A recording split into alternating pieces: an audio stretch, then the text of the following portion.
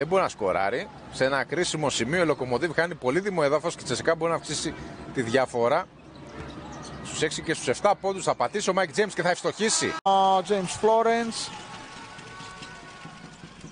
θα πετύχει ένα δύσκολο καλάθι. Ο Μάικ Τζέιμς όμως δεν σταματάει. 33. Πάσα στον Wiley. Μάλλον ξαφνιάστηκε ο Αμερικάνος. Ήταν μόνος του αλλά στόχισε. Ο James πάτησε και εκτέλεσε για 3. Τον 103. Η διαφορά στους 6. James 13 δευτερόλεπτα. Ένα τραβηγμένο σου 3 πόντων από αυτά που συνήθως βάζει. Το ερώτημα είναι τώρα αν θα το πληρώσει. Μάικ Τζέιμς θα απαντήσει 50. James.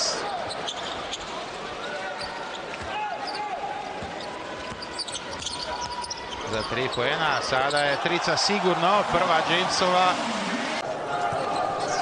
7-13. James. Συνεργάζεται με τον Hines. Ο Τζάνινγκ πέρασε κάτω από το screen. James. Πέρασε. Αέρινα στο layup 65-47. Rebound. Τσέσκα.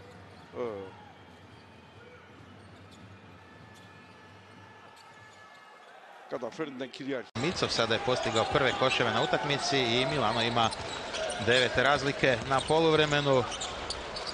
Evo sada James ubacuje 7. koš. Δεύτερο συνεχόμενο τρίποντο από τον Σβέιτ. Στις τελευταίες φάσεις βλέπουμε μόνο ο James και Σβέιτ ξανά ο James.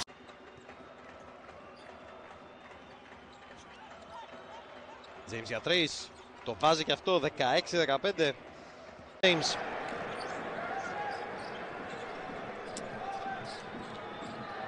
Πλαϊνό βήμα. James για 3. 66-73.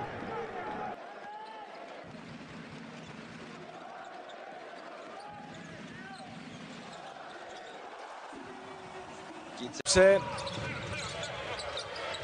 με 0 στα 5 τρίποντα. James θα πάρει ακόμα ένα σου 3 πόντων και αυτό. Στο συν 8 από την έναρξη του παιχνιδιού. Ο Wilbekin φτάνει και τις 9 τελικές πάσες. Ο James θέλει να απαντήσει και θα το κάνει.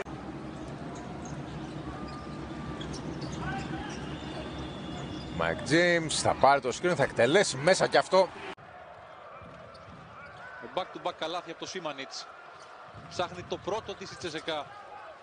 Ο James το βρήκε. Ο James